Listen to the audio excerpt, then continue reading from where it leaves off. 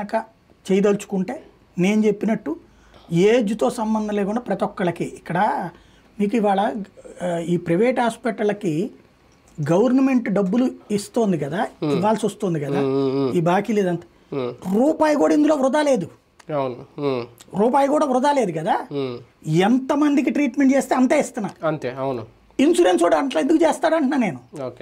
Insurance వాడు ఏంటి లాభం చూసుకుంటాడు కదా. ఇన్సూరెన్స్ అంటే ఏంటి, ఇప్పుడు నేను ఉన్నాను దాదాపుగా నాకు తెలిసి నేను 2009 నుంచి ఇన్కమ్ ట్యాక్స్ కడుతున్నా, 2009 ఇది 24 ఇన్సూరెన్స్ పాలసీలు అప్పటి నుంచి కడుతున్నా నేను. హెల్త్ ఇన్సూరెన్స్ అయితే నేను 4-5 ఏళ్ళ నుంచి కడుతున్నా, ఎందుకంటే 15,000 25,000 రూపాయలు ఉంటే ఆ రోజుల్లో నేను కట్టగలిగే స్తోమతున్నోని కాదు. ఈ 15-20 వేల రూపాయలు కడుతున్నా, ఈ 5-10 ఏళ్ళ నుంచి కడుతున్నా, 5 ఏళ్ళ నుంచో 7 ఏళ్ళ నుంచో కడుతున్నా నేను హెల్త్ ఇన్సూరెన్స్ స్కీమ్స్. ఎప్పుడు నేను ఇంతవరకు వాడలా, నేను నాకు నా కుటుంబానికి కడుతున్నా హెల్త్ ఇన్సూరెన్స్.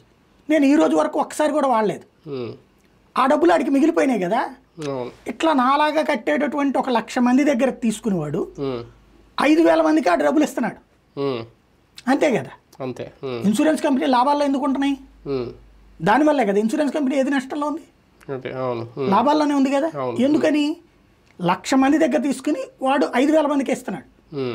ఈ 95,000 మందిలో 10,000 మందికి చివరి నిమిషంలో నిరాకరిస్తాడు, నీది వర్తించదే. ఓ 10